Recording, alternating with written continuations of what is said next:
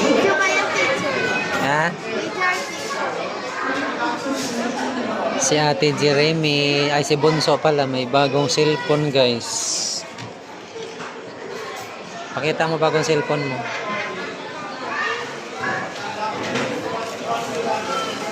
May bago siyang cellphone. May bagong cellphone ng Bunso ko. Naglalambing si Bunso. Cellphone daw. Namasya lang sa mall para kumain. Naglalambing cellphone daw. Naghingi ng bagong cellphone. So yun guys, yung ate niya nandoon, umorder ng pagkain.